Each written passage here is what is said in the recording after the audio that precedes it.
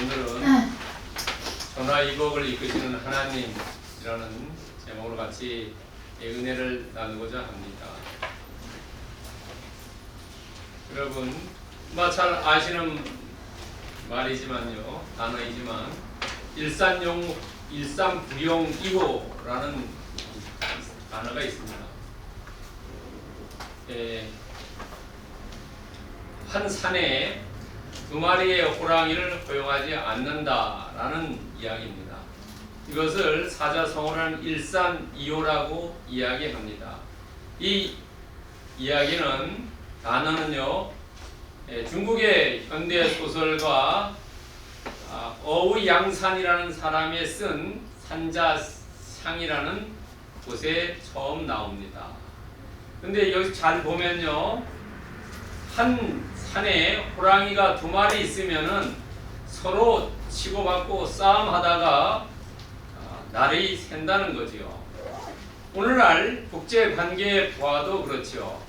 힘이 대등하면은 항상 전쟁이 있습니다. 그러나 한쪽에 힘이 세고 한쪽에 약하면은 전쟁이 일어나지 않지요. 그것을 우리가 이야기할 때 일산이호라고 얘기합니다. 한 산에는 두 마리의 호랑이를 받아들이지 않는다는 것입니다. 우리가 세상적으로 보면은 권력은 분점이 불가능하다는 거예요. 왜냐하면 권력을 가진 사람이 두 사람이 있을 수가 없다는 거죠. 한 사람만 권력을 가지고 있다는 겁니다.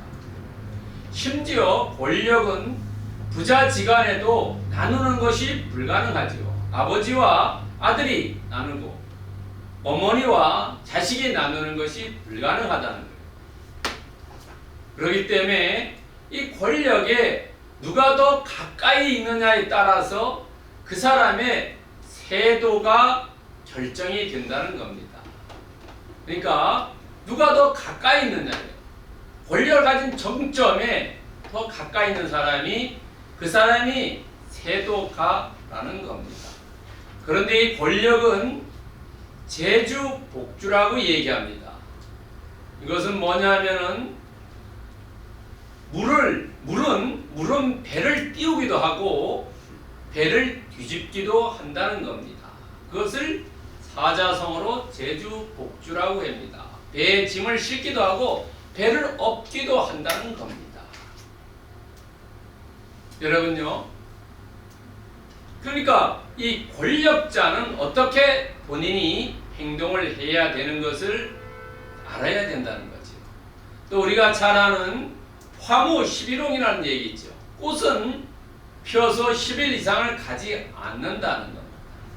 그리고 권력도 권벌 10년이라고 얘기합니다. 권력도 10년 이상을 허용하지 않는다는 겁니다. 라틴어에도 비슷한 이야기가 있습니다. 라틴어에도 메멘토 모리라고 합니다. 메멘토 모리는 원래 뜻은 죽음을 기억하라라는 이야기입니다.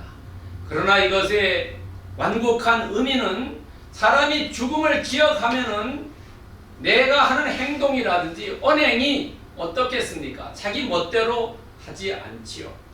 그래서 오만에 빠지지 않고 겸손하게 행동한다는 겁니다. 그러니까 우리가 꼭 권력이 아니라 어디에서 무엇을 하더라도 항상 교만하지 말고 오만하지 말고 거만하지 말고 온전히 겸손하라는 겁니다. 그래야지 그것이 오래 간다는 겁니다. 명예를 가졌던 재산이 많든 지위가 높든 똑같다는 겁니다. 오만하고 교만하고 거만했을 때 그 자리에서는 내려오게 되고 멸망의 길로 간다는 겁니다. 자, 오늘 본문의 배경을 보면요, 오늘은 이 사울이 결혼을 빙자해서 미인계를 씁니다. 꼭 미인계가 예쁜 여인이 가지고 하는 게 아니라 여자를 이용해서 이 자기의 어떤 것을 이루려는 것을 미인계라고 합니다. 자기 딸 2명을 가지고 미인계를 활용합니다. 또 이전에 오늘 본문 나오기 전에 이전에 사울은 정신이 혼미해 가지고 다윗을 창을 던져서 죽이려고 했죠. 그러나 실패했습니다. 그래서 정신이 돌아오고 보니까 아하, 내가 잘못했구나, 앞으로는 그러지 말아야 되겠다라고 생각하고 본인이 하지 않고 다른 사람을 써서 사울이 다윗을 죽이려고 합니다. 그것을 차도살인이라고 합니다.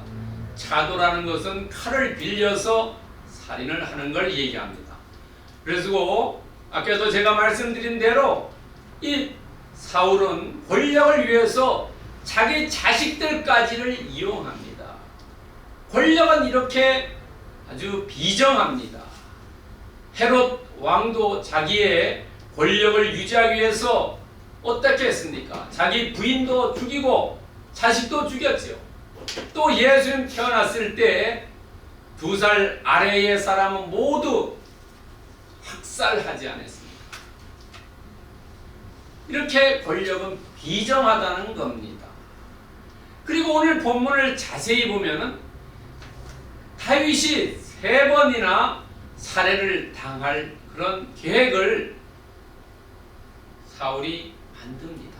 다윗이 3번이나 죽을 계획 아래에 있었습니다.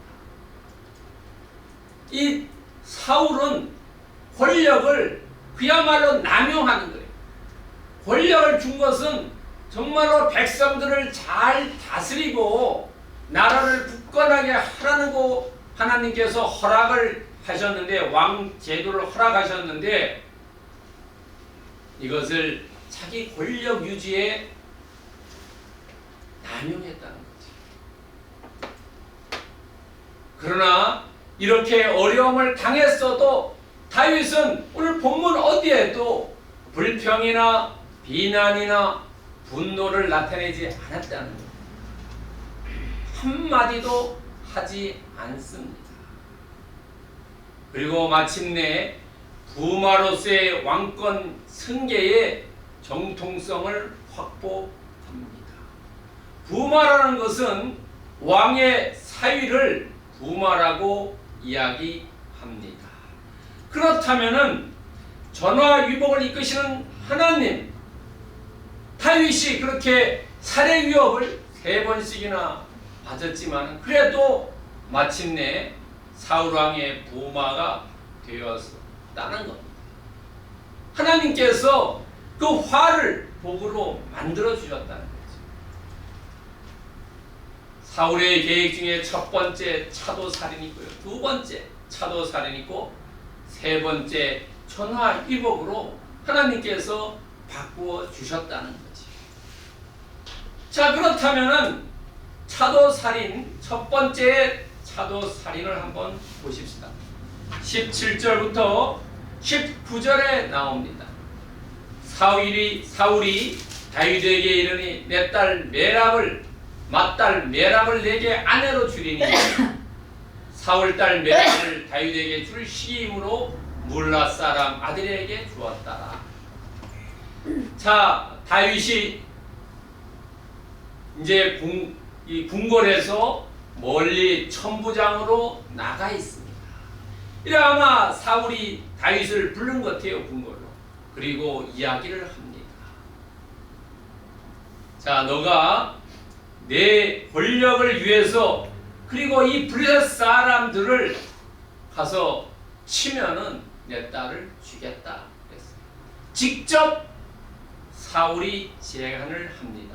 그러나 여기에 기간이 빠져 있어요. 언제부터 언제까지 블레셋 사람을 쳐야 되는지 그 얘기는 하지 않고 그냥 가서 나를 위해서 싸우라 라고 이야기합니다. 나를 위해서라고 얘기해요. 여러분 17절에 보세요. 오직 너는 나를 위하여 용기를 내어 여호와의 싸움을 하라. 내가 먼저 나왔어요. 하나님보다가 나를 위해서 싸우라. 여호와의 싸움이다라고. 여호와의 싸움이다. 자기를 위해서만 얘기하면 다윗이 이상하게 생각할까봐 여호와의 싸움이라고 이렇게 이야기합니다. 그것을 뭐라고 하냐면 구밀복검이라고 얘기합니다. 말은 달달하지만 그 말 안에, 배 안에, 뱃속에 검이 있다는 거죠. 우리가 이런 이야기를 잘 들어야 된다는 거죠. 잘못 듣고 계약한다든가 잘못 듣고 언약을 맺으면 실패한다는 거죠. 이것이 곧 차도살인입니다. 나중에 보면 말은 정말 꿀처럼 좋은 말을 하는데 그 안에 칼이 숨겨 있다. 지금 사울이 그렇게 얘기했죠. 오직 너는 나를 위하여 용기를 내어 여호와 싸움을 싸우라 하니 이는 그가 생각하기를 내 손에 그에게 대지 않고 브리셋 사람의 손에 그에게 대게 하리라. 브리셋 사람으로 죽이게 하겠다. 그러니까 싸움을 보내는데 다른 목적이 있다는 거지. 그러나 다윗은 겸손하게 응답합니다. 18절에 보면은 내가 누구며 이스라엘 중에 내 친속이나 내 아버지의 집이 무엇이기에 내가 왕의 사위가 되리까? 라고 겸손하게 응답합니다. 그러나 거절한 것은 아닙니다. 내가 왕에게 사위가 안 되겠다라고 얘기하지는 않습니다. 내 집안은 형편없다는 거예요. 나중에 왜냐하면 그 당시에 결혼하려면은 결혼하는 그 신부 집에 많은 예물을 드려야 돼요. 그 예물을 왜 드리냐면은 만약에 본인이 죽으면은 이 부인이 과부가 되면은 그 집에 가가지고 그 옛날에 그 예물을 가지고 먹고 살기 위해서 주었다. 그래서 다윗은 그렇게 예물을 드릴 만한 돈이 없었다는 거죠. 뭐 왕이니까 얼마를 드려야 될지도 모르죠. 그래서 이렇게 겸손하게 대답을 했다는 거죠. 거절한 것은 아닙니다. 그러나 19절에 보면은 사울이 딸 메랍을 다윗에게 줄 시기에 무올라 사람 아드리에게 아내로 줄 시기에 다윗에게 줄 시기였다는 것을 무슨 얘기냐면요, 약속을 파기했다는 거예요. 다윗은 나가서 싸움을 열심히 했다는 겁니다. 그러나 이 사울이 약속을 파기했어요. 왜냐하면 살았기 때문에 그렇다는 거예요. 살아있기 때문에. 다윗이 가서 죽었어야 되는데 죽지 않고 살아서 돌아오니까 야, 이 약속 안 되겠다 해가지고 다른 사람에게 주었다는 거지. 그렇지만은 다윗은 비난하거나 불평하지 않고 충성했다는 거지. 여기에서 이 사울의 책략이 나타나요. 아내에게 다윗에게 아내를 그 메랍을 주었다면은 그냥 뭐 모든 문제가 끝나죠. 그러나 부인을 주지 않았기 때문에 다윗이 화가 나가지고 어떤 잘못하기를 바랬다는 거예요. 잘못하기를. 그럼 잘못만 했으면은 올무에 딱 걸려가지고 처리를 할 텐데 다윗이 그것을 알아챘다는 거죠. 나에게 원한하고 불평 불만이 있지만은 그것을 참고 인내했다는 거예요. 왜냐하면 보통 사람이라면 나에게 화가 나고 그런 인생의 정말로 인륜지 대사 아닙니까? 그것을 카트했는데, 그런데 그것이 화가 나가지고 그 집안을 가서 뭐 어떻게 하겠다고 이렇게 해, 이것이 보통일 텐데 다윗은 그 수모를, 치욕을 참고 인내하면서 자기 일에 열심히 했다는 거예요. 왜냐하면 다윗은 하나님의 말씀을 아마 생각했을 수도 있어요. 우리도 이렇게 내가 치욕과 정말로 그 수모를 받았을 때 어떻게 할 것이냐. 야고보서 4장 6절에 보면은 하나님은 교만한 자를 물리치시고 겸손한 자에게 은혜를 주신다는 거예요. 내가 지금 당장은 치욕과 수모를 당하지만은 하나님께서 교만한 자를 물리쳐 주시고 겸손한 자에게 은혜 주신다. 이 때문에 차도살인 첫 번째가 실패를 합니다. 그러면 이 믿지 않는 사람은 한 번 실패했으니까 그냥 끝나는 게 아니라 더 집요하게 나아갑니다. 여러분요, 더 집요하게 나가는 것을 우리는 21절에서 알 수 있습니다. 21절에 보면은요, 스스로 이르되 내가 딸을 그에게 주어 그에게 올무가 되게 하고 브르셋 사람들의 손으로 그를 치게 하리라 하고, 이에 사울이 다윗에게 이르러 내가 오늘 다시 두 번째 이야기합니다. 다시 내 사위가 되게 하리라. 처음에 실패했지만은 두 번째 내가 다시 사위를 너 삼겠다 이렇게. 그러나 다윗은 책략을 파악을 했어요. 두 번째 대답하지 않습니다. 대답하지 않고요. 그 다음에 이제 22절인가요? 20절 보세요. 20절 사울의 딸 미갈이 사랑하는 걸 알게 되죠. 그래서 이 미갈이 사랑하게 된 것을 안 것은 다윗에게도 사울에게도 미갈의 사랑을 알고 똑같은 기회인데 다르게 생각하는 거예요. 사울은 아하 다시 얘를 죽일 수 있구나, 차도살인할 수 있구나 생각했어요. 그러나 다윗은 아하 내게 다시 부마에 될 기회가 있구나 생각했어요. 그래가지고 아까 말씀드린 대답하지 않지요. 그러니까 직접 대답하지 않으니까 그 다음에 사울 왕이 생각한 거예요. 뭐라고 생각했냐? 아하 내가 직접 하니까 얘가 대답하지 않는구나. 눈치챘겠죠. 자기가 잘못했다. 그러니까 신하를 시켜가지고 간접적인 대화를 22절부터 시작합니다. 간접 제안을 합니다. 신하를 시켜서 우리가 얘기하는 밀당을 합니다. 밀당을 하는데요, 22절에 제안을 합니다. 다시요. 신하를 통해서 제안을 해요.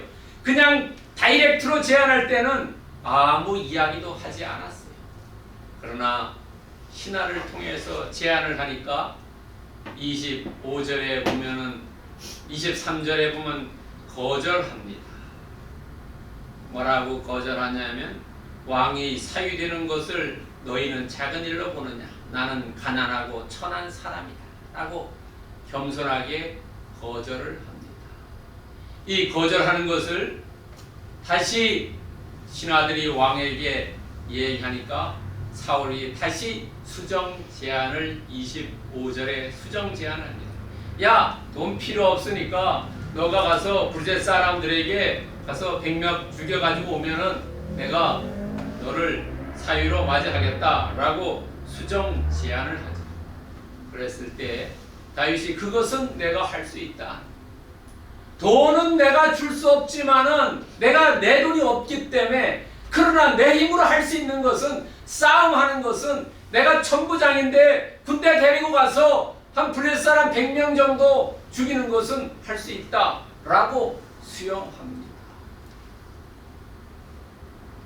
그래서 다윗이 블레셋 사람 100명을 죽이는 게 아니라 하나님이 능력을 주셔갖고 갑절에 사람 200명을 죽여가지고 그것을 피를 사울에게 갖다 주지. 옛날에 보면은 전쟁할 때 그 사상자를 몇 사람을 죽였냐 보면은요, 성경에도 사사기에 나오는데요, 손을 잘라서 갖다 주기도 합니다. 손을 잘라서 죽은 사람들. 그 다음에 목을 잘라서 가져가기도 합니다. 우리나라 임진왜란 때 교토에, 일본 교토에 가면 있다죠. 우리나라 사람들 코 베어가지고 귀 베어가지고 합니다. 그것이 옛날에는 보통적인 일이었다고 합니다. 그러니까 하나님께서 이 다윗에게 능력을 주셔갖고 교만하지 않고 오만하지 않고 겸손한 다윗을 들어 쓰셨다.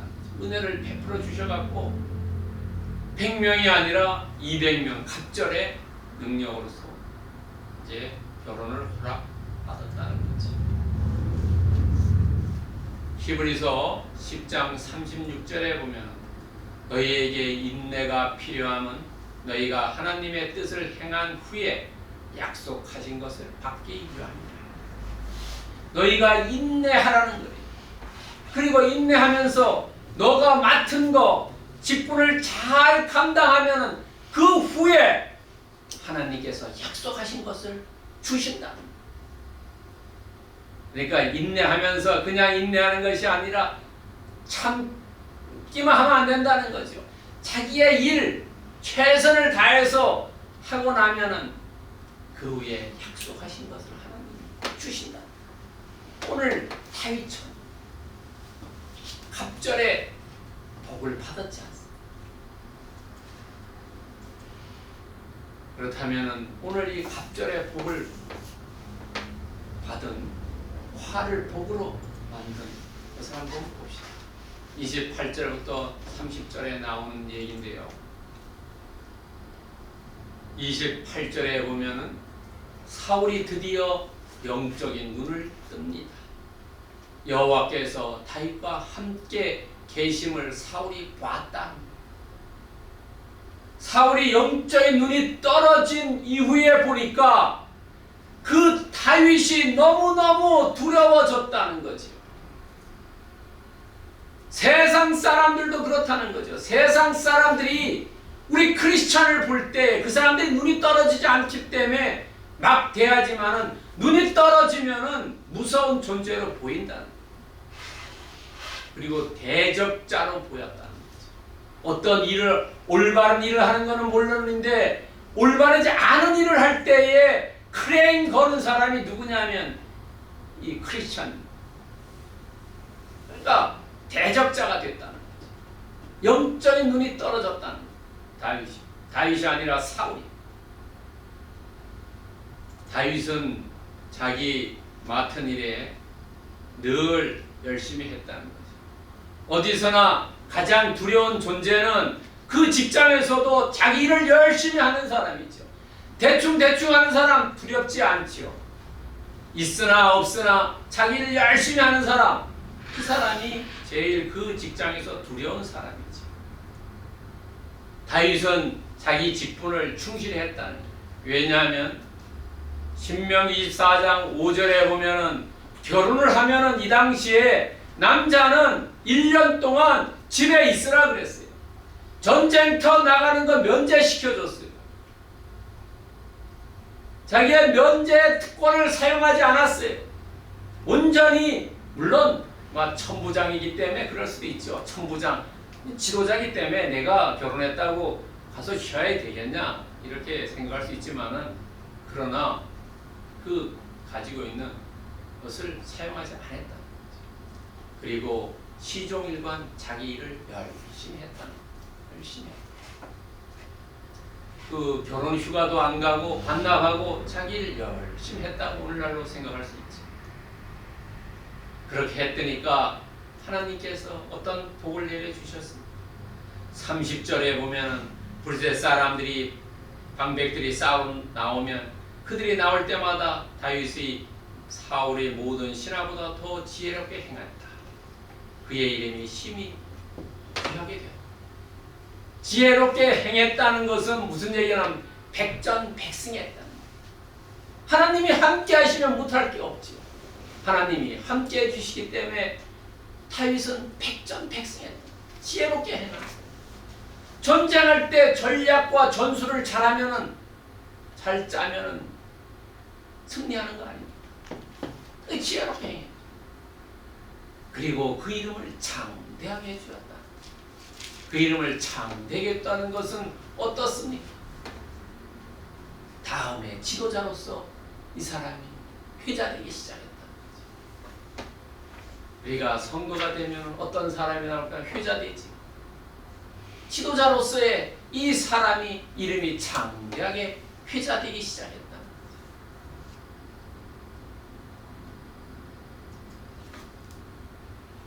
여러분, 우리는 잘 아는 말씀이요. 로마서 8장 28절 우리가 알거니와 하나님을 사랑하는 자는 곧 뜻대로 부르심을 입은 자들에게 모든 그 협력의 선의를 전화 이복을 이끌어 주셨다.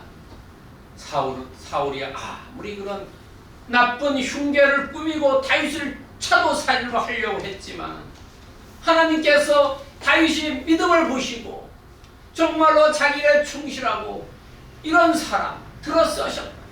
합력해서 그런 것들이 오히려 위기가 기회가 됐다는 얘기지. 여러분, 민수기 23장 11절과 12절에 보면 발람과 발락 이야기 나오죠. 발락이 발람한테 가서 이 당시에 이스라엘 백성 저주하라고 했을 때 그때 발람이 뭐라고 합니까? 발람이 저주하지 않고 오히려 이스라엘 백성을 축복했지요. 그럴 때 발락이 발람에게 뭐하라고 해? 야, 너 어떻게 내가 저주하라고 돈 많이 주고 너 데려왔는데 너가 축복하면 되냐? 이랬을 때 발람이 이야기하는 게 여호와께서 내 입에 말씀을 넣어 주시기를 축복만 하라고 얘기했다. 저주하지 말라고 이야기했다라고 이야기했어요. 축복과 저주는 하나님께 달려 있다는 거죠. 그 사람이 어떻게 하나님을 경외하느냐가 전화위복이라는 거지. 하나님을 경외하는. 우리도 나한테 들어있는 축복과 저주, 나에게 어려움, 나에게 그 헝클어져 있는 나의 인생을 내가 하지 못할 수 있는 짓눌려 있고 이런 것들을 어떻게 해결하냐면 그것을 해결하는 법은 하나님 경외하는 것입니다. 하나님을 경외하게 하면 하나님께서 우리를 대신해서 그 화를 복으로 만들어 주신다는 거죠. 여러분, 사무엘상 2장 7절, 6절, 7절, 8절에 보면은 생사 화목과 빈부 고운 저는 오로지 여호와 하나님께 달려 있다고 말씀하지 않습니다. 하나님을 경외하는 것만이 화가 복으로 만들어진다는 거죠. 여러분, 욥기 28장 28절에 봐도 또 사람에게 말씀하셨다. 우리에게 말씀하시는 거래요. 봐라, 욥을 봐라는 거예요. 주를 경외함이 지혜요 악을 떠남이 명철. 지혜가 있으면은 지혜대로 행하는 거죠. 지혜롭게 행하면 어땠습니까? 다윗이 백전백승인 것처럼 우리의 삶도 백전백승할 수 있다는 거지. 아무리 어렵다 하더라도, 아무리 힘들다 하더라도, 아무리 내 인생이 정말로 괴롭다 하더라도 그것을 즐거움과 기쁨을 만들어주는 것은 오로지 여호와 하나님을 경외하는 것이다. 그러면 우리는 어떻게 여호와 하나님을 경외할 것인가? 오늘 다윗처럼 사울이 너가 내 부마가 되어 달라고 얘기했을 때마다 처음이나 세 번째 이야기했을 때 나는 내 종족은 낮고 내가 어떻게 될 수 있느냐고 신분을 낮췄다는 것. 낮췄다는 겸손하죠.